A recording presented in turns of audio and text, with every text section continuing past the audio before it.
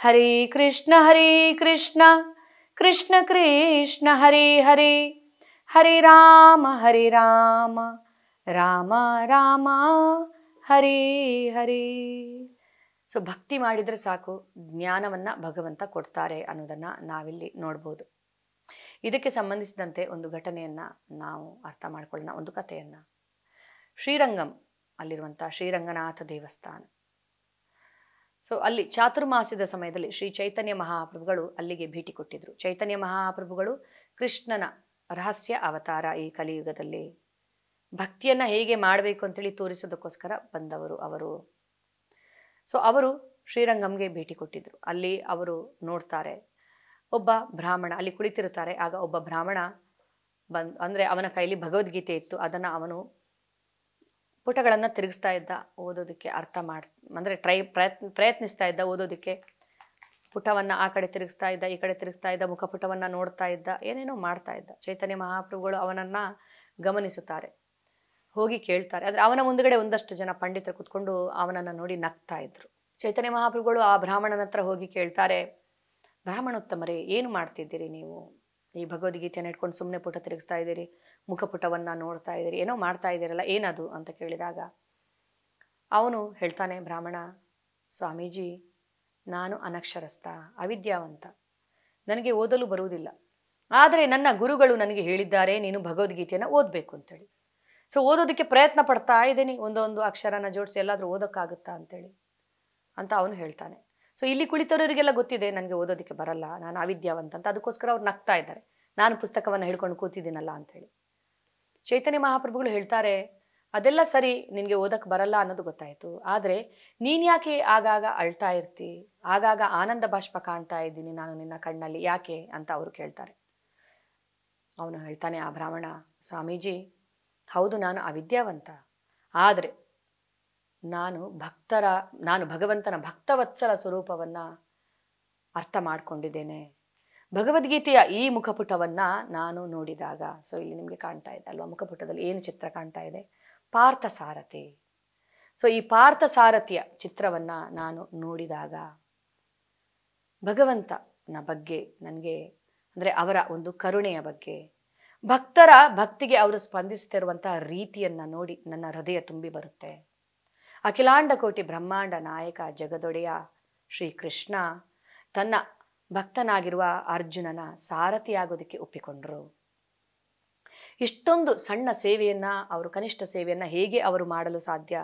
ಅಷ್ಟೊಂದು ಮಹಾತ್ಮರು ಅವರು, ಆದರೆ ಕೂಡ ಇಷ್ಟೊಂದು ಸಣ್ಣ ಸೇವೆಯನ್ನು ಹೇಗೆ ಮಾಡಿದ್ರು ಅಂತ ತಿಳಿದುಕೊಂಡಾಗ ನನ್ನ ಹೃದಯ ತುಂಬಿ ಬರುತ್ತೆ, ಆನಂದ ಬಾಷ್ಪ ನನಗೆ ಬರುತ್ತದೆ ಭಗವಂತನ ಭಕ್ತವತ್ಸಲ ರೂಪವನ್ನು ನೆನೆದು. ಸೊ ಭಗವಂತ ಯುಧಿಷ್ಠಿರನ ದೂತನಾಗಿ ಕೂಡ ಕಾರ್ಯವನ್ನು ನಿರ್ವಹಿಸಿದ್ರು ಅಲ್ವಾ. ಕುರುಕ್ಷೇತ್ರ ಯುದ್ಧ ನಡೆಯೋದಕ್ಕಿಂತ ಮುಂಚೆ 5 ಗ್ರಾಮಗಳನ್ನಾದರೂ ಕೊಡಿ ಅಂತೇಳಿ ಸಂಧಾನವನ್ನು ನಡೆಸೋದಕ್ಕೋಸ್ಕರ ಯುಧಿಷ್ಠಿರನ ಸಂದೇಶವನ್ನು ತೆಗೆದುಕೊಂಡು ಹೋದರು ಅವರು ದುರ್ಯೋಧನನ ಬಳಿ. ಸೊ ಹೀಗೆ ಭಗವಂತ ಹೇಗೆ ಸಾರಥಿಯಾಗಿ, ಕಾವಲುಗಾರನಾಗಿ, ದೂತನಾಗಿ ಯಾವ ಥರ ಎಲ್ಲ ಅವರು ನಡೆದುಕೊಳ್ತಾರೆ ತನ್ನ ಭಕ್ತರಿಗೆ ಸಂತೋಷವನ್ನು ಕೊಡೋದಕ್ಕೋಸ್ಕರ, ಭಗವಂತ ತನ್ನ ಭಕ್ತರನ್ನು ಎಷ್ಟು ಪ್ರೀತಿಸುತ್ತಾರೆ ಅಂತ ತಿಳಿದಾಗ ನನಗೆ ಹೃದಯ ತುಂಬಿ ಬರುತ್ತೆ. ಭಗವಂತ ಎಷ್ಟು ಸಾಮಾನ್ಯನಾಗಿ ಇಲ್ಲಿ ನಡೆದುಕೊಳ್ಳುತ್ತಾರೆ, ಜನರು ಅವರನ್ನು ತಪ್ಪಾಗಿ ಅರ್ಥ ಮಾಡ್ಕೊಳ್ತಾರಲ್ಲ ಅಂತ ತಿಳಿದಾಗ ನನಗೆ ದುಃಖವಾಗುತ್ತದೆ ಅಂತ ಅವನು ಹೇಳ್ತಾನೆ. ಸೊ ಆಗ ಚೈತನ್ಯ ಮಹಾಪ್ರಭುಗಳು ಕೃಷ್ಣನ ರಹಸ್ಯ ಅವತಾರ, ಅವ್ರು ಹೇಳ್ತಾರೆ, ಸಾಕು, ನೀನು ಭಗವದ್ಗೀತೆಯನ್ನು ಓದಬೇಕಾಗಿಲ್ಲ, ನೀನು ಓದದೆ ಇದನ್ನು ಚೆನ್ನಾಗಿ ಅರ್ಥ ಮಾಡ್ಕೊಂಡಿದ್ಯಾ, ಇಲ್ಲಿ ಕುಳಿತಿದ್ದಾರಲ್ಲ ಅವರೆಲ್ಲರಿಗಿಂತನೂ ನೀನು ಚೆನ್ನಾಗಿ ಅರ್ಥ ಮಾಡ್ಕೊಂಡಿದ್ಯಾ. ಹೌದು, ಭಗವದ್ಗೀತೆಯ ಸಾರವೇ ಅದು, ಭಗವಂತ ತನ್ನ ಭಕ್ತರನ್ನು ಪ್ರೀತಿಸುತ್ತಾರೆ ಅನ್ನೋದೇ ಭಗವದ್ಗೀತೆಯ ಸಾರ.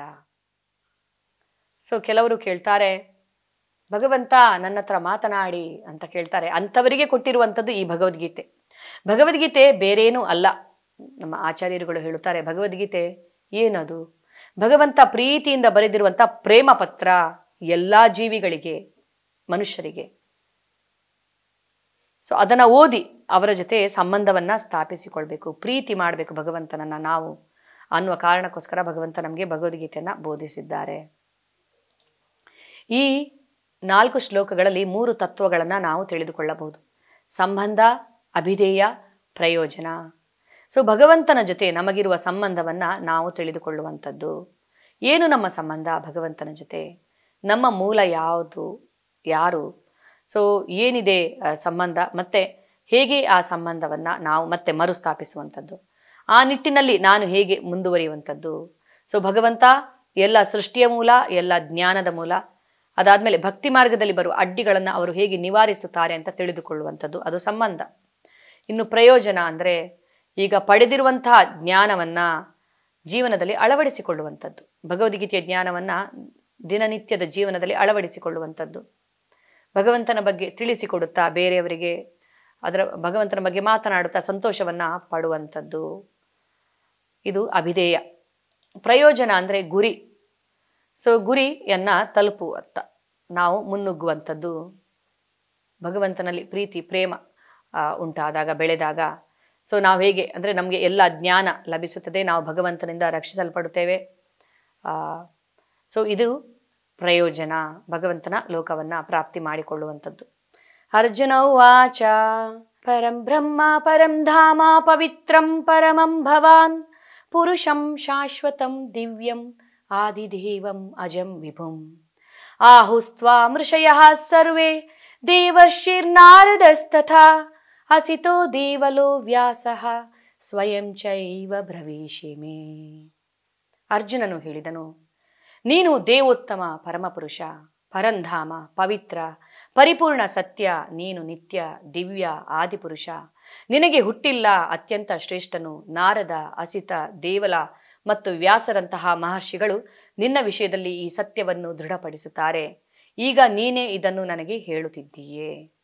ಸೊ ಇಷ್ಟೆಲ್ಲ ಕೇಳಿದ ಅರ್ಜುನ ಹೇಳ್ತಾನೆ, ನೀನು ದೇವೋತ್ತಮ ಪರಮಪುರುಷ, ಪರಂಧಾಮ, ಪವಿತ್ರ, ಪರಿಪೂರ್ಣ, ಸತ್ಯ, ನಿತ್ಯ, ದಿವ್ಯ, ಆದಿಪುರುಷ. ನಿನಗೆ ಹುಟ್ಟಿಲ್ಲ, ನೀನೇ ಅತ್ಯಂತ ಶ್ರೇಷ್ಠ ಅನ್ನೋದು ನನಗೆ ಈಗ ಸಂಪೂರ್ಣವಾಗಿ ಮನವರಿಕೆ ಆಗಿದೆ ಅಂತ ಅರ್ಜುನ ಹೇಳ್ತಾನೆ. ನಾನು ಮಾತ್ರ ಹೇಳ್ತಾ ಇಲ್ಲ, ಇದನ್ನ ಅಸಿತ, ದೇವಲ, ವ್ಯಾಸ, ನಾರದರಂತಹ ಮಹರ್ಷಿಗಳು ಕೂಡ ನಿನ್ನ ವಿಷಯದಲ್ಲಿ ಈ ಸತ್ಯವನ್ನ ದೃಢಪಡಿಸಿದ್ದಾರೆ ಈಗಾಗಲೇ. ಮತ್ತೆ ನಾನೀಗ ನಿನ್ನಿಂದ ಇದನ್ನ ಕೇಳಿ ತಿಳಿದುಕೊಂಡಿದ್ದೇನೆ.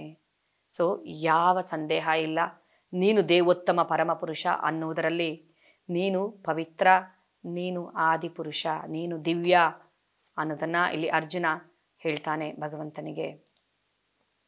ಸರ್ವಮೇತಧೃತಂ ಮನ್ಯೆ ಯನ್ಮಾಂ ವದಸಿ ಕೇಶವ ನಹಿತಿ ಭಗವನ್ ವ್ಯಕ್ತಿಂ ವಿದುರ್ದೇವಾನ ದಾನವಾಹ. ಕೃಷ್ಣ, ನೀನು ನನಗೆ ಹೇಳುವುದನ್ನೆಲ್ಲ ಸತ್ಯವೆಂದು ಸಂಪೂರ್ಣವಾಗಿ ಒಪ್ಪಿಕೊಳ್ಳುತ್ತೇನೆ. ಪ್ರಭುವೇ, ದೇವತೆಗಳಾಗಲಿ ದಾನವರಾಗಲಿ ನಿನ್ನ ವ್ಯಕ್ತಿತ್ವವನ್ನು ಅರ್ಥ ಮಾಡಿಕೊಳ್ಳಲಾರರು. ಸೊ ನೀನು ಹೇಳುವುದನ್ನೆಲ್ಲ ಸತ್ಯವೆಂದು ಸಂಪೂರ್ಣವಾಗಿ ಒಪ್ಪಿಕೊಳ್ಳುತ್ತೇನೆ. ಸೊ ಯಾಕೆ ಭಗವಂತ ಭಗವದ್ಗೀತೆಯನ್ನು ಅರ್ಜುನನಿಗೆ ಬೋಧಿಸಿದ್ರು? ಒಂದು ಅರ್ಜುನ ಭಕ್ತ, ಇನ್ನೊಂದು ಸ್ನೇಹಿತ, ಮತ್ತೊಂದು ಅವನಲ್ಲಿರುವ ಗುಣ ಏನು, ಅರ್ಹತೆ ಏನು. ಕೃಷ್ಣ ಹೇಳುವುದನ್ನೆಲ್ಲ ಸಂಪೂರ್ಣವಾಗಿ ಸತ್ಯವೆಂದು ಅವನು ಒಪ್ಪಿಕೊಳ್ಳುತ್ತಾನೆ. ಆದ್ರಿಂದ ಯಾವುದೇ ಸಂದೇಹ ಅರ್ಜುನನಿಗೆ ಇಲ್ಲ. ಸೊ ನಾವು ಕೂಡ ಭಗವದ್ಗೀತೆಯನ್ನು ಅರ್ಥ ಮಾಡ್ಕೊಳ್ಬೇಕಾದ್ರೆ ನಮಗಿರುವ ಅರ್ಹತೆ ಏನು? ಭಕ್ತಿ, ಭಗವಂತ ನಮ್ಮ ಸ್ನೇಹಿತ ಅಂತ ತಿಳಿದುಕೊಂಡು ಭಗವಂತ ಹೇಳುವುದೆಲ್ಲ ಸತ್ಯವೆಂದು ನಾವು ಅದನ್ನು ಒಪ್ಪಿಕೊಂಡಾಗ ನಮಗೆ ಭಗವದ್ಗೀತೆ ಅರ್ಥವಾಗುತ್ತದೆ. ಸೊ ಅರ್ಜುನ ಹೇಳುತ್ತಾನೆ, ದೇವತೆಗಳಾಗಲಿ ದಾನವರಾಗಲಿ ನಿನ್ನ ವ್ಯಕ್ತಿತ್ವವನ್ನು ಅರ್ಥ ಮಾಡಿಕೊಳ್ಳಲಾರರು. ಸೊ ಯಾರಿಗೂ ನಿನ್ನನ್ನು ಸಂಪೂರ್ಣವಾಗಿ ತಿಳಿದುಕೊಳ್ಳೋದಕ್ಕೆ ಸಾಧ್ಯವಿಲ್ಲ ಅಂತೇಳಿ. ಸ್ವಯಮೇವಾತ್ಮನಾತ್ಮಾನಂ ವೇತ್ತತ್ವಂ ಪುರುಷೋತ್ತಮ ಭೂತ ಭಾವನ ಭೂತೇಶ ದೇವದೇವ ಜಗತ್ಪತೆ. ಓ ಪುರುಷೋತ್ತಮನೇ, ಎಲ್ಲದರ ಮೂಲನೇ, ಎಲ್ಲದರ ಪ್ರಭುವೇ, ದೇವದೇವನೇ, ಜಗತ್ಪತಿಯೇ, ವಾಸ್ತವವಾಗಿ ನಿನ್ನ ಅಂತರಂಗ ಶಕ್ತಿಯಿಂದ ನೀನೊಬ್ಬನೇ ನಿನ್ನನ್ನು ಅರ್ಥ ಮಾಡಿಕೊಳ್ಳಬಲ್ಲೆ. ಸೊ ನಿನ್ನನ್ನು ಸಂಪೂರ್ಣವಾಗಿ ಯಾರಿಗೂ ಅರ್ಥ ಮಾಡ್ಕೊಳ್ಳೋದಕ್ಕಾಗಲ್ಲ. ನಿನ್ನ ಅಂತರಂಗ ಶಕ್ತಿಯಿಂದ ನೀನು ಮಾತ್ರ ನಿನ್ನನ್ನು ಅರ್ಥ ಮಾಡಿಕೊಳ್ಳಬಹುದು ಅನ್ನೋದನ್ನ ಇಲ್ಲಿ ಅರ್ಜುನ ಹೇಳ್ತಾನೆ. ವಕ್ತುಮರ್ಹಸ್ಯ ಚೇಷೇಣ ದಿವ್ಯಾ ಹ್ಯಾತ್ಮವಿಭೂತಯಃ ಯಾಭಿರ್ವಿಭೂತಿಭಿರ್ಲೋಕ ನಿಮಾಂಸ್ತ್ವಂ ವ್ಯಾಪ್ಯ ತಿಷ್ಯಸಿ. ಯಾವ ದೈಹಿಕ ಸಂಪತ್ತುಗಳಿಂದ ನೀನು ಈ ಎಲ್ಲ ಜಗತ್ತುಗಳನ್ನು ವ್ಯಾಪಿಸಿರುವೆಯೋ ಅವನ್ನು ಕುರಿತು ನನಗೆ ವಿವರವಾಗಿ ಹೇಳು. ನಿನ್ನ ಬಗ್ಗೆ ಇನ್ನಷ್ಟು ತಿಳಿದುಕೊಳ್ಳುವಂಥ ಇಚ್ಛೆಯಾಗಿದೆ ನನಗೆ ಅಂತ ಅರ್ಜುನ ಹೇಳ್ತಾನೆ. ಕಥಂ ವಿದ್ಯಾಮಹಂ ಯೋಗಿಂ ಸ್ವಾಂ ಸದಾ ಪರಿಚಿಂತಯನ್ ಕೇಶು ಕೇಶು ಚ ಭಾವೇಶು ಚಿಂತ್ಯೋಸಿ ಭಗವನ್ಮಯ. ಕೃಷ್ಣನೇ ಪರಮಯೋಗಿಯೇ, ಸದಾ ನಾನು ನಿನ್ನ ಧ್ಯಾನವನ್ನು ಮಾಡುವುದು ಹೇಗೆ? ಓ ದೇವೋತ್ತಮ ಪರಮ ಪುರುಷನೇ, ಯಾವ ಯಾವ ರೂಪಗಳಲ್ಲಿ ನಾನು ನಿನ್ನನ್ನು ಸ್ಮರಿಸಬಹುದು? ಸೊ ಅರ್ಜುನ ಹೇಳ್ತಾನೆ, ಸದಾ ನಾನು ನಿನ್ನನ್ನು ಧ್ಯಾನ ಮಾಡಬೇಕು, ಎಲ್ಲೆಲ್ಲೂ ನಿನ್ನನ್ನು ನಾನು ಕಾಣಬೇಕು, ಯಾವ ಯಾವ ರೂಪಗಳಲ್ಲಿ ನಾನು ನಿನ್ನನ್ನು ಸ್ಮರಿಸಬಹುದು ಅಂತ ಅರ್ಜುನ ಇಲ್ಲಿ ಕೇಳ್ತಾನೆ ಭಗವಂತನಿಗೆ. ವಿಸ್ತರೇಣ ಆತ್ಮನೋ ಯೋಗಂ ವಿಭೂತಿಂ ಚ ಜನಾರ್ದನ ಭೂಯಃ ಕಥಯಾ ತೃಪ್ತಿ ಶೃಣ್ವತೋ ನಾಸ್ತಿ ಮೇ ಮೃತಂ. ಜನಾರ್ದನ, ನಿನ್ನ ಸಿರಿಗಳ ಯೋಗ ಶಕ್ತಿಯನ್ನು ಮತ್ತೆ ವಿವರವಾಗಿ ವರ್ಣಿಸು. ನಿನ್ನ ವಿಷಯ ಕೇಳುವುದು ಸಾಕು ಎಂದೇ ನನಗೆ ಅನಿಸುವುದಿಲ್ಲ. ನಿನ್ನ ವಿಷಯವನ್ನು ಕೇಳಿದಷ್ಟು ನಿನ್ನ ಮಾತುಗಳ ಅದ್ಭುತವನ್ನು ಸವಿಯಬೇಕು ಎನಿಸುತ್ತದೆ. ಸೊ ನಿನ್ನ ವಿಷಯವನ್ನ ಎಷ್ಟು ಕೇಳಿದ್ರು ಮತ್ತಷ್ಟು ಕೇಳಬೇಕೆಂಬ ಆಸೆ ಆಗ್ತಾ ಇದೆ. ಯಾಕೆಂದ್ರೆ ನಿನ್ನ ವಿಷಯ ಕೇಳಿದಷ್ಟು ನಿನ್ನ ಮಾತುಗಳ ಅದ್ಭುತವನ್ನು ಸವಿಯಬೇಕು ಅಂತ ನನಗೆ ಅನಿಸ್ತಾ ಇದೆ ಅಂತ ಅರ್ಜುನ ಹೇಳ್ತಾ ಇದ್ದಾನೆ. ಸೊ ಇದು ಭಕ್ತನ ಲಕ್ಷಣ. ಭಕ್ತನಿಗೆ ಭಗವಂತನ ಬಗ್ಗೆ ಕೇಳಿದಷ್ಟು ಇನ್ನಷ್ಟು ಕೇಳಬೇಕಂತ ಅನಿಸುತ್ತದೆ. ಸೊ ಭಗವಂತನ ಬಗ್ಗೆ ಆ ಕಥೆ ಅಂದರೆ ಆ ರುಚಿ ಅವರಿಗೆ ಇರುತ್ತದೆ, ಇನ್ನಷ್ಟು ಕೇಳಬೇಕು ಮತ್ತಷ್ಟು ಕೇಳಬೇಕು ಅಂಥೇಳಿ. ಅದೇ ಥರ ಅರ್ಜುನ ಇಲ್ಲಿ ಕೇಳ್ತಾ ಇದ್ದಾನೆ. ಸೊ ಯಾಕೆ ಅರ್ಜುನ ಮತ್ತಷ್ಟು ತಿಳಿಯಬೇಕು ಅಂತ ಬಯಸ್ತಾ ಇದ್ದಾನೆ? ಸಾಮಾನ್ಯ ಮನುಷ್ಯರಿಗೋಸ್ಕರ ಕೂಡ. ಸೊ ಕೃಷ್ಣನ ಐಶ್ವರ್ಯವನ್ನ, ಯೋಗ ಸಿರಿಯನ್ನ ತಿಳಿದುಕೊಳ್ಳಲಿ ಎಲ್ಲರೂ ಅನ್ನುವಂಥ ಕಾರಣಕ್ಕೋಸ್ಕರ. ಅದಲ್ಲದೆ ಭಕ್ತರು, ಸೊ ಭಕ್ತರಿಗೆ ಭಗವಂತನ ಬಗ್ಗೆ ಕೇಳುವುದೇ ಒಂದು ತುಂಬಾ ಸಂತೋಷವನ್ನ ಕೊಡುತ್ತದೆ. ಆದ್ರಿಂದ ಅಂತಹ ಭಕ್ತರಿಗೋಸ್ಕರ ಅರ್ಜುನ ಇಲ್ಲಿ ಕೇಳ್ತಾ ಇದ್ದಾನೆ. ಅದಾದ್ಮೇಲೆ ತನಗೋಸ್ಕರ ಕೂಡ ಅವನು ಕೇಳ್ತಾ ಇದ್ದಾನೆ. ಸಾವಿನ ಸಮಯದಲ್ಲಿ ನಾನು ನಿನ್ನ ಸ್ಮರಣೆಯನ್ನ ಹೇಗೆ ಮಾಡ್ಬೋದು, ಎಲ್ಲ ಕಡೆ ನಾನು ನಿನ್ನನ್ನ ಹೇಗೆ ನೋಡ್ಬೋದು ಅಂತೇಳಿ.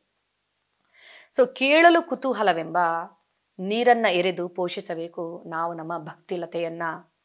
ಇದು ನಮ್ಮ ಶ್ರದ್ಧೆ ಮತ್ತು ನಮ್ಮ ಒಂದು ಅಂದರೆ ಭಕ್ತಿಯಲ್ಲಿ ದೃಢ ಚಿತ್ತದಿಂದ ಮುಂದುವರಿಯೋದಕ್ಕೆ ನಮಗೆ ಸಹಾಯ ಮಾಡುತ್ತದೆ ಶ್ರವಣ ಅನ್ನುವಂಥದ್ದು.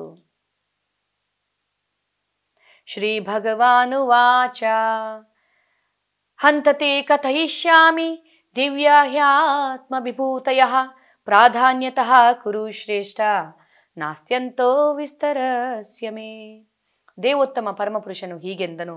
ಆಗಲಿ ಅರ್ಜುನ, ನನ್ನ ದಿವ್ಯ ವಿಭೂತಿಗಳನ್ನು ಕುರಿತು ಹೇಳುತ್ತೇನೆ.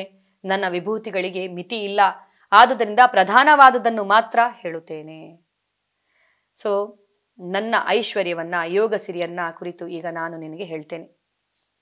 ನನ್ನ ಯೋಗ ಸಿರಿ, ನನ್ನ ಐಶ್ವರ್ಯಗಳಿಗೆ ಮಿತಿಯೇ ಇಲ್ಲ, ಅದರಲ್ಲಿ ಮುಖ್ಯವಾದುದನ್ನು, ಪ್ರಧಾನವಾದುದನ್ನು ಮಾತ್ರ ನಾನು ನಿನಗೆ ಹೇಳುತ್ತೇನೆ ಅಂತ ಭಗವಂತ ಹೇಳ್ತಾರೆ. ಅರ್ಜುನ, ನಾನು ಎಲ್ಲ ಜೀವಿಗಳ ಹೃದಯದಲ್ಲಿ ನೆಲೆಸಿರುವ ಪರಮಾತ್ಮ. ಎಲ್ಲ ಜೀವಿಗಳ ಆದಿ, ಮಧ್ಯ ಮತ್ತು ಅಂತ್ಯವು ನಾನು. ಸೊ ಹೀಗೆ ಭಗವಂತ ತಮ್ಮ ಐಶ್ವರ್ಯವನ್ನ, ತಮ್ಮ ವಿಭೂತಿಯನ್ನ ಅವರು ಹೇಳ್ತಾ ಹೋಗ್ತಾರೆ. ಸೊ ನೀನು ಅಂದರೆ ಏನನ್ನೆಲ್ಲ ನೋಡಿದಾಗ ನೀನು ನನ್ನ ಸ್ಮರಣೆಯನ್ನ ಮಾಡ್ಬೋದು, ಯಾವುದೆಲ್ಲ ನನ್ನ ಪ್ರತಿನಿಧಿ ಇಲ್ಲಿ ಅನ್ನೋದನ್ನ ಭಗವಂತ ಹೇಳ್ತಾ ಹೋಗ್ತಾರೆ. ಆದಿತ್ಯಾನಾಂ ಅಹಂ ವಿಷ್ಣು ಜ್ಯೋತಿಷಾಂ ರವಿರಂಶುಮಾನ್ ಮರೀಚಿರ್ಮರುತಾಮಸ್ಮಿ ನಕ್ಷತ್ರಾಣಾಂ ಅಹಂ ಶಶಿ. ನಾನು ಆದಿತ್ಯರಲ್ಲಿ ವಿಷ್ಣು, ಜ್ಯೋತಿಗಳಲ್ಲಿ ತೇಜಸ್ವಿ ಸೂರ್ಯ, ಮರುತರಲ್ಲಿ ಮರೀಚಿ ಮತ್ತು ನಕ್ಷತ್ರಗಳಲ್ಲಿ ನಾನು ಚಂದ್ರನು. ವೇದಾನಾಂ ಸಾಮವೇದೋಸ್ಮಿ ದೇವಾನಾಂ ಅಸ್ಮಿ ವಾಸವಃ ಇಂದ್ರಿಯಾಣಂ ಮನಶ್ಚಾಸ್ಮಿ ಭೂತಾನಾಮಸ್ಮಿ ಚೇತನ. ವೇದಗಳಲ್ಲಿ ನಾನು ಸಾಮವೇದ, ದೇವತೆಗಳಲ್ಲಿ ನಾನು ಸ್ವರ್ಗರಾಜನಾದ ಇಂದ್ರ, ಇಂದ್ರಿಯಗಳಲ್ಲಿ ನಾನು ಮನಸ್ಸು ಮತ್ತು ಜೀವಿಗಳಲ್ಲಿ ನಾನು ಚೇತನ. ರುದ್ರಾಣಾಂ ಶಂಕರಾಶ್ಚಾಸ್ಮಿ ವಿತ್ತೇಶೋ ಯಕ್ಷ ರಾಕ್ಷಸಾಂ ವಸೂನಾಂ ಪಾವಕಶ್ಚಾಸ್ಮಿ ಮೇರುಃ ಶಿಖರಿಣಾಮಹಂ. ರುದ್ರರಲ್ಲಿ ನಾನು ಶಿವ, ಯಕ್ಷ ರಾಕ್ಷಸರಲ್ಲಿ ನಾನು ಕುಬೇರ, ವಸುಗಳಲ್ಲಿ ನಾನು ಅಗ್ನಿ ಮತ್ತು ಪರ್ವತಗಳಲ್ಲಿ ನಾನು ಮೇರು. ಪುರೋದಸಾಂ ಚ ಮುಖ್ಯಂ ಮಾಂ ವಿದ್ಧಿ ಪಾರ್ಥ ಬೃಹಸ್ಪತಿಂ ಸೇನಾನಿನಾಮಹಂ ಸ್ಕಂದಃ ಸರಸಾಮಸ್ಮಿ ಸಾಗರಃ. ಅರ್ಜುನ, ಪುರೋಹಿತರಲ್ಲಿ ನಾನು ಮುಖ್ಯನಾದ ಬೃಹಸ್ಪತಿ ಎಂದು ತಿಳಿದುಕೋ. ಸೇನಾಧಿಪತಿಗಳಲ್ಲಿ ನಾನು ಕಾರ್ತಿಕೇಯ ಮತ್ತು ಸರಸ್ಸುಗಳಲ್ಲಿ ನಾನು ಸಾಗರ. ಮಹರ್ಷೀಣಾಂ ಭೃಗುರಹಂ ಗಿರಾಮಸ್ಮೇ ಕಮಕ್ಷರಂ ಯಜ್ಞಾನಾಂ ಜಪಯಜ್ಞೋಸ್ಮಿ ಸ್ಥಾವರಾಣಾಂ ಹಿಮಾಲಯ. ಮಹರ್ಷಿಗಳಲ್ಲಿ ನಾನು ಭೃಗು, ಕಂಪನಗಳಲ್ಲಿ ನಾನು ದಿವ್ಯ ಓಂಕಾರ, ಯಜ್ಞಗಳಲ್ಲಿ ನಾನು ಜಪಯಜ್ಞ, ಚಲಿಸದ ವಸ್ತುಗಳಲ್ಲಿ ನಾನು ಹಿಮಾಲಯ. ಅಶ್ವತ್ಥಃ ಸರ್ವವೃಕ್ಷಾಣಾಂ ದೇವರ್ಷೀಣಾಂ ಚ ನಾರದಃ ಗಂಧರ್ವಾಣಾಂ ಚಿತ್ರರಥಃ ಸಿದ್ಧಾನಾಂ ಕಪಿಲೋ ಮುನಿಃ. ವೃಕ್ಷಗಳಲ್ಲಿ ನಾನು ಅಶ್ವತ್ಥ, ದೇವರ್ಷಿಗಳಲ್ಲಿ ನಾನು ನಾರದ, ಗಂಧರ್ವರಲ್ಲಿ ನಾನು ಚಿತ್ರರಥ, ಸಿದ್ಧಿ ಪಡೆದವರಲ್ಲಿ ನಾನು ಕಪಿಲ ಮುನಿ. ಹೀಗೆ ಹೇಳ್ತಾ ಹೇಳ್ತಾ ಹೋಗ್ತಾರೆ ಭಗವಂತ. ಅಶ್ವಗಳಲ್ಲಿ ನಾನು ಉಚ್ಛ್ರೇಶ್ರವಸ್ಸು, ಗಜೇಂದ್ರರಲ್ಲಿ ನಾನು ಐರಾವತ, ಮನುಷ್ಯರಲ್ಲಿ ನಾನು ರಾಜ, ಆಯುಧಗಳಲ್ಲಿ ನಾನು ವಜ್ರಾಯುಧ, ಗೋವುಗಳಲ್ಲಿ ಸುರಭಿ, ಪ್ರಜೋತ್ಪತ್ತಿಗೆ ಕಾರಣರಲ್ಲಿ ನಾನು ಕಂದರ್ಪ, ಪ್ರೇಮ ದೇವತೆ, ಸರ್ಪಗಳಲ್ಲಿ ನಾನು ವಾಸುಕಿ, ಬಹುಹೆಡೆಗಳ ನಾಗರಲ್ಲಿ ನಾನು ಅನಂತ, ಜಲವಾಸಿಗಳಲ್ಲಿ ನಾನು ವರ್ಣ ದೇವತೆ, ಪಿತೃಗಳಲ್ಲಿ ಆರ್ಯಮ ಮತ್ತು ಶಾಸನ ನಿರ್ವಹಿಸುವರಲ್ಲಿ ನಾನು ಯಮ, ದೈತ್ಯರಲ್ಲಿ ನಾನು ಭಕ್ತ ಪ್ರಹ್ಲಾದ, ಕ್ಷಯವನ್ನು ಉಂಟು ಮಾಡುವವರಲ್ಲಿ ನಾನು ಕಾಲ, ಪ್ರಾಣಿಗಳಲ್ಲಿ ನಾನು ಸಿಂಹ ಮತ್ತು ಪಕ್ಷಿಗಳಲ್ಲಿ ನಾನು ಗರುಡ, ಪರಿಶುದ್ಧಗೊಳಿಸುವವರಲ್ಲಿ ನಾನು ವಾಯು, ಶಸ್ತ್ರಧಾರಿಗಳಲ್ಲಿ ರಾಮ, ಮೀನುಗಳಲ್ಲಿ ನಾನು ಮಕರ ಮತ್ತು ಹರಿಯುವ ನದಿಗಳಲ್ಲಿ ಗಂಗಾ ನದಿ.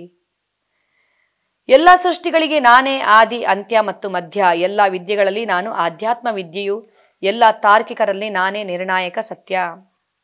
ಅಕ್ಷರಗಳಲ್ಲಿ ನಾನು ಅ, ಸಮಾಸಗಳಲ್ಲಿ ದ್ವಂದ್ವ ಸಮಾಸ, ನಾನೇ ಅಕ್ಷಯವಾದ ಕಾಲ, ಸೃಷ್ಟಿಕರ್ತರಲ್ಲಿ ನಾನು ಬ್ರಹ್ಮ. ಸರ್ವಭಕ್ಷಕನಾದ ಮೃತ್ಯುವು ನಾನೇ, ಇನ್ನು ಹುಟ್ಟಲಿರುವ ಎಲ್ಲದರ ಉತ್ಪತ್ತಿ ತತ್ವ ನಾನೇ. ಸ್ತ್ರೀಯರಲ್ಲಿ ಕೀರ್ತಿ, ಶ್ರೀ, ವಾಕ್, ಸ್ಮೃತಿ, ಮೇಧಾಶಕ್ತಿ, ದೃಢತೆ ಮತ್ತು ತಾಳ್ಮೆ ನಾನು.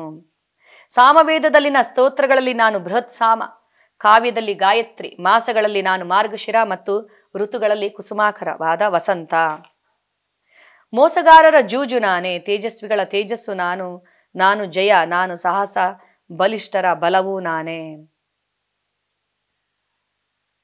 ವೃಷ್ಣಿ ವಂಶದವರಲ್ಲಿ ನಾನು ವಾಸುದೇವ, ಪಾಂಡವರಲ್ಲಿ ನಾನು ಅರ್ಜುನ, ಋಷಿಗಳಲ್ಲಿ ನಾನು ವ್ಯಾಸ, ಮಹಾಚಿಂತಕರಲ್ಲಿ ನಾನು ಉಶಾನ. ಶಾಸನ ಅವಿಧೇಯತೆಯನ್ನು ದಮನ ಮಾಡುವ ರೀತಿಗಳಲ್ಲಿ ನಾನು ಶಿಕ್ಷೆ, ಜಯವನ್ನು ಅರಸುವವರಲ್ಲಿ ನಾನು ನೀತಿ, ಗುಹ್ಯ ವಿಷಯಗಳಲ್ಲಿ ನಾನು ಮೌನ, ಜ್ಞಾನಿಗಳ ಜ್ಞಾನ ನಾನು. ಇದಲ್ಲದೆ ನಾನು ಎಲ್ಲ ಅಸ್ತಿತ್ವಗಳನ್ನು ಉತ್ಪಾದಿಸುವ ಬೀಜ, ನಾನಿಲ್ಲದೆ ಚರಾಚರವಾದದ್ದು ಯಾವುದು ಇರಲು ಸಾಧ್ಯವಿಲ್ಲ. ನನ್ನ ದೈವಿ ಅಭಿವ್ಯಕ್ತಿಗಳಿಗೆ ಕೊನೆಯೇ ಇಲ್ಲ. ನಾನು ನಿನಗೆ ಹೇಳಿರುವುದು ನನ್ನ ಅನಂತ ಸಿರಿಗಳ ಒಂದು ಸೂಚನೆಯಷ್ಟೇ. ಸೊ ಇಷ್ಟೆಲ್ಲ ಹೇಳಿ ಭಗವಂತ ಹೇಳ್ತಾರೆ, ಇದೆಲ್ಲ ಒಂದು ಸೂಚನೆಯಷ್ಟೇ, ನನ್ನ ದೈವಿ ಅಭಿವ್ಯಕ್ತಿಗೆ ಕೊನೆಯೇ ಇಲ್ಲ. ಸೊ ಇವೆಲ್ಲ ನನ್ನ ಪ್ರತಿನಿಧಿಗಳು ಇದ್ದ ಹಾಗೆ. ಅದಾದ್ಮೇಲೆ ಹೀಗೆ ಹೇಳ್ತಾರೆ ಭಗವಂತ, ಯದ್ಯದ್ವಿಭೂತಿ ಮತ್ಸತ್ವಂ ಶ್ರೀಮಧೂರ್ಜಿತಮೇವವ ತತ್ತತ್ ದೇವಾವಗಚ್ಚತ್ವಂ ಮಮ ತೇಜೋಂಶ ಸಂಭವಂ. ಎಲ್ಲ ಶ್ರೀಮಂತವಾದ, ಸುಂದರವಾದ ಮತ್ತು ಉಜ್ವಲವಾದ ಸೃಷ್ಟಿಗಳು ನನ್ನ ವೈಭವದ ಒಂದು ಕಿಡಿಯಿಂದ ಮೂಡಿ ಬಂದಿದೆ ಎಂದು ತಿಳಿ. ಸೊ ಈ ಪ್ರಪಂಚದಲ್ಲಿ ತುಂಬ ಜನರಲ್ಲಿ ಒಂದು ವಿಶಿಷ್ಟವಾಗಿರುವಂಥ ಪ್ರತಿಭೆಗಳಿರುತ್ತವೆ ಅಲ್ವಾ. ಕೆಲವೊಂದು ವಿಷಯದಲ್ಲಿ ತುಂಬ ಪರಿಣತಿಯನ್ನು ಪಡೆದಿರುತ್ತಾರೆ. ಸೊ ಇದೆಲ್ಲವೂ ನಾನೇ. ಸೊ ನನ್ನಿಂದ ಅದು ಅವರಿಗೆ ಬಂದಿರುವಂಥದ್ದು. ಇದನ್ನು ದಯಪಾಲಿಸುವಂಥವನು ನಾನು. ಸೊ ಈ ಪ್ರಪಂಚದಲ್ಲಿ ಏನೇ ಶ್ರೀಮಂತವಾದ, ಸುಂದರವಾದ, ಉಜ್ವಲವಾದದ್ದು ಏನನ್ನೇ ನೀನು ನೋಡು, ಅದು ನನ್ನ ವೈಭವದ ಒಂದು ಕಿಡಿಯಿಂದ ಮೂಡಿ ಬಂದಿದೆ ಎಂದು ನೀನು ತಿಳಿ ಅಂತ ಭಗವಂತ ಹೇಳ್ತಾರೆ. ಸೊ ಪ್ರತಿಯೊಂದು ಇಲ್ಲಿರುವಂಥದ್ದು ಸೌಂದರ್ಯ, ಉಜ್ವಲವಾಗಿರುವಂಥದ್ದು, ಶ್ರೀಮಂತವಾಗಿರುವುದು ಎಲ್ಲವೂ ಭಗವಂತನ ವೈಭವದ ಒಂದು ಕಿಡಿ. ಅಥವಾ ಬಹುನೈತೇನ ಕಿಂ ಜ್ಞಾತೇನ ತವಾರ್ಜುನ ವಿಷ್ಟಭ್ಯಾಹಾಮಿದಂ ಕೃಷ್ಣಂ ಏಕಾಂಶೇನ ಸ್ಥಿತೋ ಜಗತ್. ಅರ್ಜುನ, ಈ ವಿವರವಾದ ಜ್ಞಾನದ ಅಗತ್ಯವೇನು? ನನ್ನ ಒಂದೇ ಅಂಶದಿಂದ ನಾನು ಇಡೀ ವಿಶ್ವವನ್ನು ವ್ಯಾಪಿಸಿ ಧರಿಸಿದ್ದೇನೆ. ಇಷ್ಟೆಲ್ಲ ಹೇಳಿ ಭಗವಂತ ಹೇಳ್ತಾರೆ, ಇಷ್ಟೆಲ್ಲ ವಿವರವಾದ ಜ್ಞಾನದ ಅಗತ್ಯ ಇಲ್ಲ, ನೀನು ಒಂದು ಮಾತ್ರ ತಿಳ್ಕೊ, ನಾನು ನನ್ನ ಒಂದೇ ಒಂದು ಅಂಶದಿಂದ ಏಕಾಂಶೇನ ಸ್ಥಿತೋ ಜಗತ್, ಇಡೀ ವಿಶ್ವವನ್ನ ವ್ಯಾಪಿಸಿ ಧರಿಸಿದ್ದೇನೆ ಅಂತ ಭಗವಂತ ಹೇಳ್ತಾರೆ. ಸೊ ಹೀಗೆ ಹೇಳಿ 11ನೇ ಅಧ್ಯಾಯದಲ್ಲಿ ವಿಶ್ವರೂಪವನ್ನ ಭಗವಂತ ತೋರಿಸುತ್ತಾರೆ. ವಿಶ್ವರೂಪ ದರ್ಶನ ಅಂತೇಳಿ. ಸೊ 10ನೇ ಅಧ್ಯಾಯದ ಒಂದು ಸಾರಾಂಶವನ್ನ ನಾವು ತಿಳಿದುಕೊಳ್ಳೋಣ. ಸೊ ಭಗವಂತ ಹೇಳ್ತಾರೆ, ನೀನು ನನ್ನ ಭಕ್ತ ಮತ್ತು ಸ್ನೇಹಿತ, ಆದುದರಿಂದ ನಾನು ನಿನಗೆ ನನ್ನ ಬಗ್ಗೆ ಇನ್ನೂ ಹೇಳುತ್ತೇನೆ ಅಂತೇಳಿ. ಅದಾದ್ಮೇಲೆ ಅವ್ರು ಹೇಳ್ತಾರೆ, ನಾನು ದೇವತೆಗಳಿಗೂ ಮಹರ್ಷಿಗಳಿಗೂ ನಾನು ಮೂಲನು, ಅಹಂ ಆದಿರಿಹಿ ದೇವಾಣಾಂ ಅಂತ ಭಗವಂತ ಹೇಳ್ತಾರೆ. ಅದಾದ್ಮೇಲೆ ಚತುಶ್ಲೋಕಿ ಭಗವದ್ಗೀತೆಯನ್ನ ವಿವರಿಸುವಂತಹ 4 ಶ್ಲೋಕಗಳನ್ನ ನಾವು ತಿಳಿದುಕೊಂಡು ಹೇಗೆ ಅಂದ್ರೆ ಅಹಂ ಸರ್ವಸ್ಯ ಪ್ರಭುವೋ ಮತ್ತಾ ಸರ್ವ ಪ್ರವರ್ತತೆ ಇತಿ ಮತ್ವ ಭಜತೆ ಮಾಂ ಭೂದಾಭಾವ ಸಮನ್ವಿತ. ಸೊ ನಾನು ಎಲ್ಲ ಐಹಿಕ ಮತ್ತು ಭೌತಿಕ ಜಗತ್ತುಗಳ ಮೂಲ, ಎಲ್ಲವೂ ನನ್ನಿಂದ ಹೊರಸೂಸುತ್ತದೆ. ಇದನ್ನು ತಿಳಿದ ವಿದ್ವಾಂಸರು ನನ್ನನ್ನು ಪೂಜಿಸಲು ತೊಡಗುತ್ತಾರೆ ಅಂತೇಳಿ. ಮಚ್ಚಿತ್ತ ಮದ್ಗತ ಪ್ರಾಣ ಬೋಧಯಂತಹ ಪರಸ್ಪರಂ ಕಥಯಂತಶ್ಚ ಮಾಂ ನಿತ್ಯಂ ತುಷ್ಯಂತಿ ಚ ರಮಂತಿ ಚ. ಸೊ ನನ್ನ ಪರಿಶುದ್ಧ ಭಕ್ತರು ನನ್ನ ಬಗ್ಗೆ ತಿಳಿಯುತ್ತಾ ಮಾತನಾಡುತ್ತಾ ಪರಸ್ಪರ ಬೇರೆಯವರಿಗೆ ತಿಳಿಸಿಕೊಡುತ್ತಾ ಅದರಲ್ಲಿ ಬಹುತೃಪ್ತಿಯನ್ನು ಆನಂದವನ್ನು ಪಡೆಯುತ್ತಾರೆ. ತೇಷಾಂ ಸತತಯುಕ್ತಾನಾಂ ಭಜತಾಂ ಪ್ರೀತಿಪೂರ್ವಕಾಂ ದದಾಮಿ ಬುದ್ಧಿಯೋಗಂ ತ್ವಂ ಏನ ಮಾಂ ಉಪಯಾಂತಿತೆ. ಸೊ ನನ್ನನ್ನು ಭಜಿಸುವವರು ಯಾರು ನನ್ನ ಭಕ್ತಿಯನ್ನು ಮಾಡುತ್ತಾರೋ, ಪ್ರೀತಿಪೂರ್ವಕ ಸೇವೆಯನ್ನು ಮಾಡುತ್ತಾರೋ ಅವರಿಗೆ ನಾನು ಅಗತ್ಯವಾದ ಎಲ್ಲ ಬುದ್ಧಿಯನ್ನು ನಾನು ಕೊಡುತ್ತೇನೆ ಅಂತ ಭಗವಂತ ಹೇಳ್ತಾರೆ. ತೇಷಾಂ ಏವಾನು ಕಂಪಾರ್ಥಂ ಅಹಂ ಅಜ್ಞಾನಂ ಜಂತಮಃ ನಾಶಯಾಮ್ಯಾತ್ಮ ಭಾವಸ್ಥೋ ಜ್ಞಾನದೀಪೇನ ಭಾಸ್ವತ. ಅವರಿಗೆ ವಿಶೇಷ ಅನುಕಂಪವನ್ನು ತೋರಲು ಅವರ ಹೃದಯದಲ್ಲಿ ಇದ್ದು ಜ್ಞಾನದ ದೀಪವನ್ನು ಬೆಳಗುತ್ತೇನೆ, ಅಜ್ಞಾನದ ಕತ್ತಲನ್ನು ನಾಶ ಮಾಡುತ್ತೇನೆ ಅಂತ ಭಗವಂತ ಹೇಳ್ತಾರೆ. ಸೊ ಇಷ್ಟೆಲ್ಲ ಕೇಳಿದ ಮೇಲೆ ಅರ್ಜುನನಿಗೆ ಅನಿಸುತ್ತದೆ, ಅಂದರೆ ಅರ್ಜುನ ಹೇಳ್ತಾನೆ, ಪರಂ ಬ್ರಹ್ಮ ಪರಂಧಾಮ ಪವಿತ್ರಂ ಪರಮಮ್ಮ. ಸೊ ಪುರುಷಂ ಶಾಶ್ವತಂ ದಿವ್ಯಂ ಆದಿದೇವಂ ಅಜಂ ವಿಭೋ. ಸೊ ನೀನು ನಿತ್ಯ, ನೀನು ಸತ್ಯ, ನೀನು ಶಾಶ್ವತ, ದೇವೋತ್ತಮ ಪರಮಪುರುಷ, ಇದರಲ್ಲಿ ನನಗೆ ಯಾವುದೇ ಸಂದೇಹ ಇಲ್ಲ. ನಾನೊಬ್ಬನೇ ಇದನ್ನು ಹೇಳ್ತಾ ಇಲ್ಲ, ನಾರದ, ಅಸಿತ, ದೇವಲ, ವ್ಯಾಸರಂತಹ ಮಹರ್ಷಿಗಳು ನಿನ್ನ ವಿಷಯದಲ್ಲಿ ಇದನ್ನು ದೃಢಪಡಿಸಿದ್ದಾರೆ ಅಂತ ಅರ್ಜುನ ಹೇಳ್ತಾನೆ. ನಿನ್ನ ಬಗ್ಗೆ ಎಷ್ಟು ಕೇಳುವುದು ಸಾಕು ಅಂತಲೇ ನನಗೆ ಅನಿಸೋದಿಲ್ಲ. ನಿನ್ನ ಮಾತಿನ ಅದ್ಭುತವನ್ನು ಸವಿಯಬೇಕು ಅಂತ ನನಗೆ ಅನಿಸ್ತದೆ. ನಾನು ನಿನ್ನ ಬಗ್ಗೆ ಇನ್ನಷ್ಟು ತಿಳಿದುಕೊಳ್ಳಲು ಬಯಸುತ್ತೇನೆ. ಎಲ್ಲೆಲ್ಲೂ ನಾನು ಹೇಗೆ ನಿನ್ನನ್ನು ಕಾಣಲಿ, ನಾನು ಹೇಗೆ ಯಾವಾಗಲೂ ನಿನ್ನ ಸ್ಮರಣೆಯನ್ನು ಮಾಡಲಿ. ಸೊ ಭಗವಂತ ಹೇಳ್ತಾರೆ, ನನ್ನ ಯೋಗ ಸಿರಿಯನ್ನು, ನನ್ನ ವಿಭೂತಿಯನ್ನು, ಐಶ್ವರ್ಯವನ್ನು ನಾನೀಗ ನಿನಗೆ ವಿವರಿಸುತ್ತೇನೆ. ಸೊ ನನ್ನ ಯೋಗ ಸಿರಿಗೆ ಮಿತಿಯೇ ಇಲ್ಲ, ಪ್ರಧಾನವಾದುದನ್ನು ಮಾತ್ರ ಹೇಳುತ್ತೇನೆ ಅರ್ಜುನ ಅಂತೇಳಿ ಭಗವಂತ ಹೇಳ್ತಾ ಹೋಗ್ತಾರೆ. ಸೊ ಯಾವುದೆಲ್ಲ ನನ್ನ ಪ್ರತಿನಿಧಿ, ಯಾರು ನಾನು ಅಂತ, ಹೇಗೆ ಅಂತ ಹೇಳ್ತಾ ಹೋಗ್ತಾರೆ. ಕೊನೆಗೆ ಹೇಳ್ತಾರೆ, ಇದಕ್ಕೆ ಅಂದರೆ ಇಷ್ಟೆಲ್ಲ ವಿವರವಾದ ಜ್ಞಾನದ ಅಗತ್ಯ ಏನಿದೆ. ಅದಕ್ಕಿಂತ ಮುಂಚೆ ಹೇಳ್ತಾರೆ, ಈ ಸೃಷ್ಟಿಯಲ್ಲಿ ಸುಂದರವಾದದ್ದು, ಉಜ್ವಲವಾದದ್ದು, ಒಂದು ಇದರಿಂದ ಕೂಡಿರುವಂಥದ್ದು, ಏನು ತುಂಬ ಒಂದು ಶ್ರೀಮಂತವಾದದ್ದು, ಎಲ್ಲವೂ ನನ್ನ ವೈಭವದಿಂದ ಮೂಡಿ ಬಂದಿರುವ ಒಂದು ಕಿಡಿ ಅಂತ ನೀನು ತಿಳಿದುಕೋ ಅಂತ ಹೇಳ್ತಾರೆ. ಅದಾದಮೇಲೆ ಇಷ್ಟೆಲ್ಲ ವಿವರವಾದ ಜ್ಞಾನದ ಅವಶ್ಯಕತೆ ಏಕಿದೆ ಅರ್ಜುನ? ನನ್ನ ಒಂದೇ ಒಂದು ಅಂಶದಿಂದ ನಾನು ಇಡೀ ವಿಶ್ವವನ್ನೇ ವ್ಯಾಪಿಸಿ ಧರಿಸಿದ್ದೇನೆ ಅಂತ ಭಗವಂತ ಹೇಳ್ತಾರೆ. ಹರೇ ಕೃಷ್ಣ.